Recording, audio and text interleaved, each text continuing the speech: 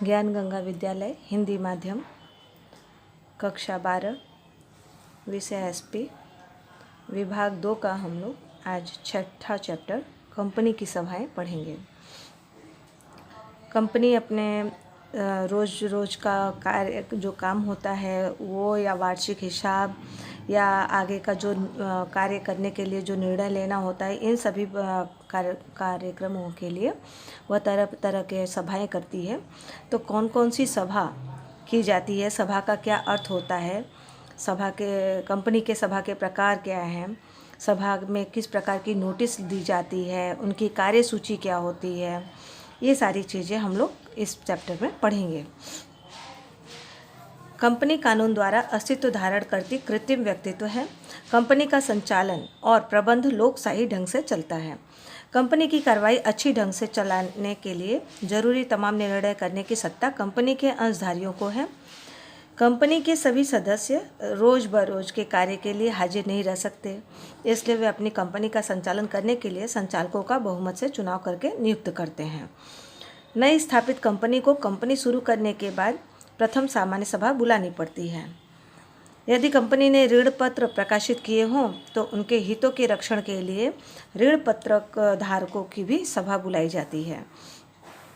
Company समापन हो या विसर्जन के समय भी जरूरी सभा बुलाकर चर्चा विचारण करके फिर अंतिम निर्णय लिया जाता है।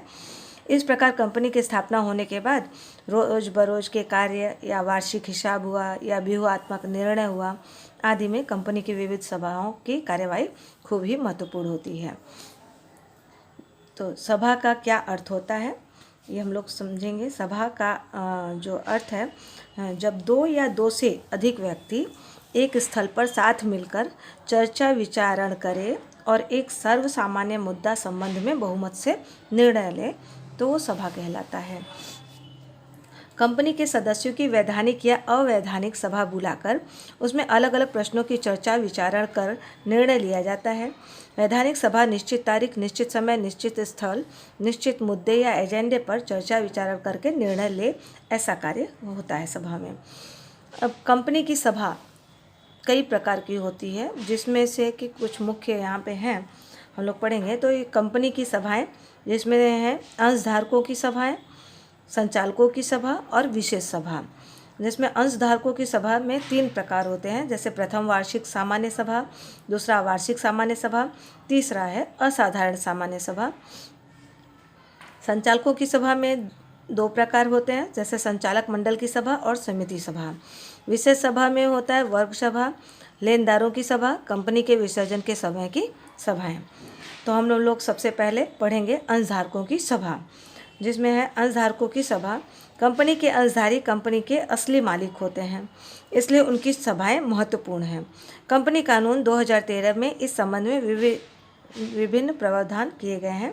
अंशधारियों की निम्नानुसार सभाएं होती हैं, जिसमें है पहला प्रथम वार्षिक सामान्य सभा। अंशधारों की सभा का पहला प्रथम वार्षिक सामान्य सभा, उसमें है अंशधारों द्वारा मर्यादित सार्वजनिक कंपनी को धंधे का पंजीयन या प्रमाण पत्र मिलने के बाद यह सभा बुलानी पड़ती है। कंपनी को यह सभा प्रथम वित्तीय वर्ष के अंत में 9 मास के अंदर में बुला लेनी चाहिए। प्रथम वार्षिक सभा न बुलाने पर जिम्मेदार अधिकारी शिक्षा पात्र होता है, यानी 9 महीने के अंदर में प्रथम वार्षिक सामान्य सभा बुला लेनी होती है। वार्षिक सामान्य सभा जो है वो कंपनी कानून के अनुसार सार्वजनिक या निजी कंपनी को प्रति वर्ष वार्षिक सामान्य सभा बुलानी अनिवार्य होती है। कंपनी को वर्ष में एक बार यह सभा बुलानी पड़ती है। 2 वार्षिक सामान्य सभाओं के बीच 15 मास से ज़्यादा अंतराल नहीं होना चाहिए, यानी अधिक से अधिक 15 मास का अंतर हो सकता है, नहीं तो हर साल एक सभा बुलानी ही बुलानी है। सभा धंधा के कार्यकाल के चालू समय दौरान कंपनी के रजिस्ट्रार ऑफिस में बुलानी चाहिए। वार्षिक साधारण सभा में निम्नलिखित बाबतों के संबंध में निर्णय लिया जाता है, जिसमें है पहला वार्षिक हिसाब को पेश करना, संचालक रिपोर्ट पेश करना, ऑडिटर रिपोर्ट पेश करना। दूसरा है डिविडेंड की घोषणा करना, निवृत्त होते संचालक की जगह नए संचालक की नियुक्ति करना, कंपनी ऑडिटर की नियुक्ति और उसका पारिश्रमिक निश्चित करना, अध्यक्ष पद से अन्य बाबतें पेश करना। अब इसके बाद उसका अंशधारकों की सभा का तीसरा पॉइंट आता है असाधारण सामान्य सभा। जिसमें है कंपनी कानून अनुसार 2013 में इसके संबंध में प्रावधान किए गए हैं। कंपनी संचालक मंडल निम्नलिखित संयोगों में ऐसी सभा बुला सकते हैं। कौन कौन सी संयोग में? अंश पूंजी वाली कंपनी में अंश पूंजी का 1/10 भाग से कम नहीं उतने सदस्यों ने मांग की हो, या फिर अंश पूंजी नहीं वाली कंपनी में सभी सदस्यों के कुल मताधिकार के 1/10 भाग से कम नहीं उतने सदस्य मांग करें तब। इसके बाद हमारा दूसरा पॉइंट आता है संचालकों की सभा। उस संचालकों की सभा के अंतर्गत आता है कि कंपनी में संचालन के लिए संचालकों की सभा बुलाई जाती है, जिसमें संचालक मंडल की सभा और कंपनी के विविध कार्यों के संदर्भ में बनाई गई समितियों की सभा का आयोजन करके बुलाया जाता है। संचालकों की सभा में भी 2 पॉइंट था। जैसे संचालक मंडल की सभा, तो उसमें है कंपनी की बाबत में संचालक मंडल कंपनी के संचालकों की सामूहिक इकाई है, जिसमें कंपनी के संचालन और प्रबंध पर देखरेख और नियंत्रण रखते हैं। कंपनी की स्थापना के बाद 30 दिन में बोर्ड की प्रथम सभा बुलाई जाती है। वर्ष में कम से कम 4 सभाएं बुलाई जानी चाहिए। बोर्ड की सभा के लिए बोर्ड के कुल सदस्यों की संख्या का 1/3 अथवा 2 संचालक दोनों में से जो अधिक हो वह कार्य साधक संख्या मानी जाती है। आज के आधुनिक टेक्नोलॉजी युग में संचालक व्यक्तिगत रूप से सभा में हाजिर न हो तो वीडियो कॉन्फ्रेंस से या अन्य ऑडियो विजुअल साधनों की पद्धति से सभा में हाजिरी देकर सहभागी बन सकता है। सभा के संचालक विविध मुद्दों पर चर्चा विचारण कर बहुमत से निर्णय करके ठहराव पारित करते हैं। संचालकों की सभा का ये पहला पॉइंट हुआ। अब दूसरा है सीमित सभाएं। कंपनी में विविध कार्यों के लिए अलग अलग समितियों की रचना की जाती है, जैसे कि खरीद बिक्री समिति, वित्त समिति, निर्यात समिति, कानूनी समिति, मॉनिटरिंग समिति आदि की रचना की जाती है। समिति स्वयं को सौंपे गए काम के अनुसार समयानुसार सभा बुलाती है। समिति के सदस्य विस्तार में चर्चा विचारण करके कंपनी के हित में योग्य निर्णय लेते हैं। अब हमारा कंपनी की सभा का तीसरा प्रकार है विशेष सभा। विशेष सभा में कंपनी में विशेष सभाएं विशिष्ट कार्यों को ध्यान में रखकर बुलाई जाती है। जैसे वो पहला है वर्ग सभा। कंपनी विभिन्न प्रकार के अंश प्रकाशित करती है। इन प्रत्येक प्रकार के अंशधारी के हक अधिकार के बारे में नियमन पत्र में प्रावधान होते हैं। इन प्रावधानों के अनुसार अलग अलग वर्ग के अंशधारियों की सभाएं बुलाई जाती है, जिसमें संचालक की सभा, ऋण पत्रधारियों की सभा, लेनदारों की सभा के साथ पतावट करने के लिए बाकी हफ्ता किस्त भरने योग्य अंशधारियों की सभा आदि। ये हो गया वर्ग सभा। यहाँ प्रत्येक वर्ग का हित बना रहे इसके लिए ऐसी सभा बुलाई जाती है जिसमें पारदर्शिता के साथ योग्य व्यूहात्मक निर्णय लिया जा सकता है। दूसरा है लेनदारों की सभा। कंपनी के लेनदारों के साथ निपटारा करने के लिए यह सभा बुलाई जाती है। जबकि कोई लेनदार समाधान की दरखास्त के लिए कोर्ट में आवेदन करे या कोर्ट लेनदारों के वर्ग की सभा बुलाने का आदेश करे तब ऐसी सभा बुलाई जाती है। अगला है कंपनी विसर्जन के समय की सभा। कंपनी के कानूनी विसर्जन के समय विसर्जन अधिकारी को योग्य लगे उतनी सभा वो बुला सकता है। लेनदारों की सभा, बाकी किस्त भरने का पात्र अंशधारकों की सभा आदि सभाएं बुलाता है और ज़रूरी मुद्दे पर चर्चा विचारण करके योग्य निर्णय लिया जाता है। ये हो गया कंपनी विसर्जन के समय की सभा। अब सभाओं में प्रयोग किए जाने वाले विशेष शब्द। कंपनियां उपयुक्त प्रकार की सभाएं बुलाते समय अलग अलग कार्यों के लिए विशेष शब्दों का प्रयोग करती हैं, जो कि इस प्रकार है। सभा की नोटिस, सभा की गण संख्या कोरम, सभा की नोट, प्रतिनिधिकार प्रतिनिधि, सभा की कार्यसूची या एजेंडा, सभा के सभापति अध्यक्ष, मतदान या प्रस्ताव और ठहराव। उपयुक्त विशेष शब्दों की चर्चा इधर है, जो कि अभी हम लोग आगे पढ़ेंगे। जैसे सभा की नोटिस पहला है, तो वो सभा की नोटिस वो पढ़ेंगे। इसका अर्थ होता है कि नोटिस अर्थात कंपनी की सभा में हाजिर रहने का हकदार सदस्य के लिए संचालक या अन्य व्यक्ति को सभा संबंधी जानकारी देने के लिए किया जाने वाला परिपत्र।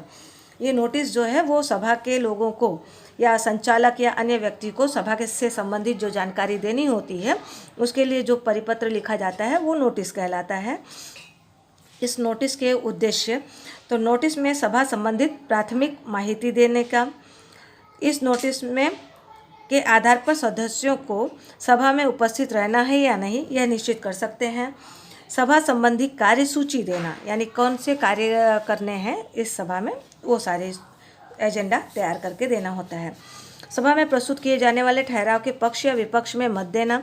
इस संबंध में सदस्य निश्चित कर सकते हैं कि किसको वोट देना है सदस्य को योग्य समय देने के लिए। अब ये नोटिस की मुद्दत कितनी होती है। कंपनी किसी भी प्रकार की सभा बुलाने से पहले अपने सदस्यों को 21 दिन पूर्व नोटिस भेजनी जरूरी होती है, जो लिखित अथवा निश्चित किए गए इलेक्ट्रॉनिक माध्यम से भी दिया जा सकता है। 21 दिन पहले नोटिस की विगत कंपनी की प्रत्येक सभा की नोटिस में निम्नलिखित विवरण दर्शाना चाहिए, जैसे सभा की तारीख का दिन, सभा का स्थल, सभा का समय, सभा में किए जाने वाले कार्यों की सूची, ये नोटिस में बतानी पड़ती है। नोटिस देने की सत्ता किसको होती है। कंपनी के संचालकों को सभा संबंधी नोटिस देने की मंजूरी देने की सत्ता होती है। कंपनी का सेक्रेटरी जब ऐसी नोटिस भेजे तब नोटिस में बोर्ड के आदेश से ऐसा लेख लिखना पड़ता है। कंपनी के प्रबंधकीय संचालक को इस संबंध में जरूरी सत्ता दी गई है तो वह भी नोटिस दे सकता है। यदि कंपनी लो बोर्ड या मध्यस्थ सरकार सभा बुलाए तो संबंधित जिम्मेदार अधिकारी उनकी ओर से नोटिस भेज सकता है। यानी कि कंपनी के संचालक सबसे पहले तो वो उनको नोटिस देने का या मंजूरी करने का सत्ता होता है, और कभी कभी ऐसा होता है कि सेक्रेटरी को भी नोटिस भेजने का होता है अधिकार, लेकिन उसके नीचे लिखना होता है कि बोर्ड के आदेश से, ऐसा लिख करके भेजा जाता है। फिर प्रबंधकीय संचालक को भी कुछ ज़रूरी सत्ताएं दी जाती हैं इस संबंध में, या फिर मध्यस्थ सरकार ये सभा बुलाए तो अधिकारी की तरफ से नोटिस लिखा जाता है। सभा को नोटिस किसको, कहाँ और कैसे देना है। सभा को नोटिस किसको देना है। सभा के प्रत्येक सदस्य को तथा मृत्यु और दिवालिया सदस्य के कानूनी प्रतिनिधि को, कंपनी के ऑडिटर्स, गौड़ कंपनी के प्रत्येक संचालक और ऑडिटर को। ऐसी नोटिस प्राप्त करने के हकदार कोई भी व्यक्ति को संयुक्त नाम से अंश धारण किए हों तो सदस्य पत्रक में जिसका नाम पहले हो उसको दिया जाता है। नोटिस कहाँ। कंपनी के रजिस्ट्रार ऑफिस में अंशधारियों के लिखे गए पते पर नोटिस भेजी जाती है। सभा की नोटिस प्रत्यक्ष यानी हाथों हाथ दी जाती है। नोटिस किस प्रकार से दी जा सकती है। डाक के द्वारा भी दी जाती है और स्थानीय वर्तमान पत्र में सार्वजनिक नोटिस के द्वारा भी भेजा जाता है। सभा की नोटिस के संबंध में सेक्रेटरी के कर्तव्य उसमें है, सभा में हाजिर रहने के हकदार प्रत्येक सदस्य को 21 दिन पूर्व नोटिस देना सेक्रेटरी का कार्य होता है। सभा की नोटिस का नमूना तैयार करना, वार्षिक साधारण सभा की नोटिस के साथ वार्षिक हिसाबों की नकल, संचालकों की रिपोर्ट, ऑडिटर की रिपोर्ट, चेयरमैन का निवेदन, प्रवचन की नकल आदि ये सारे चीज़ें देने का कार्य सेक्रेटरी का होता है। असामान्य सभा को नोटिस के साथ स्पष्टता दर्शक निवेदन भेजा, अंशधारियों की मंजूरी के अंतर्गत किए जाने वाले कार्यों की सूची और ठहराव का मसौदा भी देना होता है। चेयरमैन जो बाबत प्रस्तुत करे वह भेजने का कार्य सेक्रेटरी का होता है। अब इसके बाद आता है कार्यसूची। कार्यसूची के अंतर्गत कार्यसूची का क्या अर्थ होता है पहले ये देखते हैं।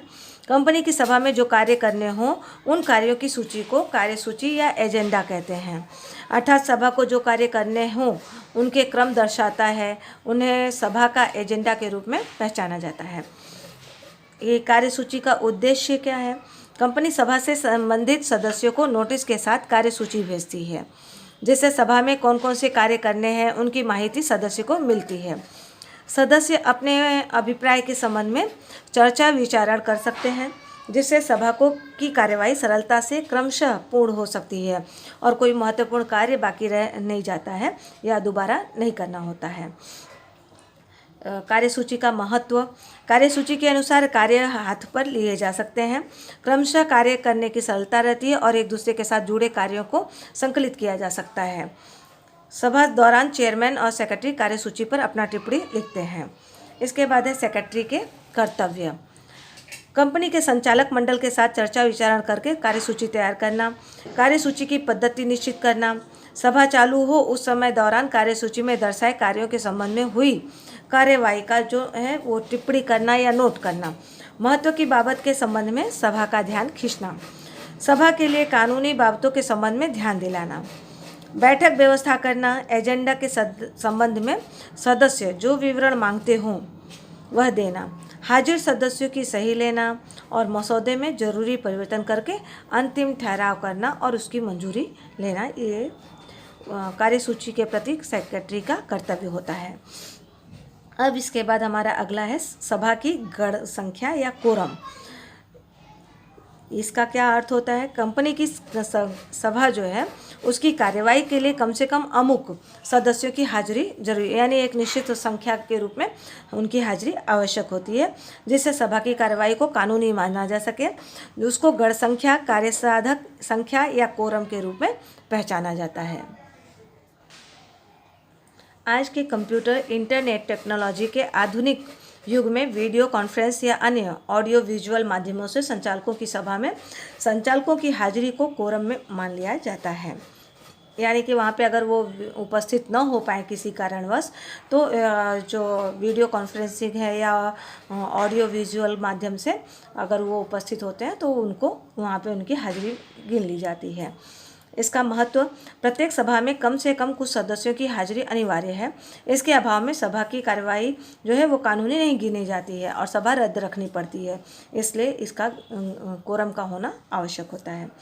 सार्वजनिक कंपनी की बाबत में अंशधारियों की संख्या 1000 तक हो तो हाजिरी 5 सदस्यों की, और 1001 से 5000 तक सदस्यों की संख्या में हाजिरी 15 सदस्यों की, और 5001 से अधिक सदस्य हों तो हाजिरी 30 सदस्यों की कोरम के रूप में मान ली जाती है। निजी कंपनी की बाबत में व्यक्तिगत रूप से हाजिर रहे 2 सदस्यों को गण संख्या के रूप में मान लिया जाता है। रद्द रखी सभा जब मिले तब नियत समय में 30 मिनट के कार्यसाधक संख्या न हो तो हाजिर रहे सदस्यों की संख्या को ही कार्यसाधक संख्या मान लिया जाता है और सभा की कार्रवाई पूर्ण की जाती है। एकल व्यक्ति की कंपनी के संदर्भ में इस प्रकार का कोई भी कानून या प्रावधान लागू नहीं होता है।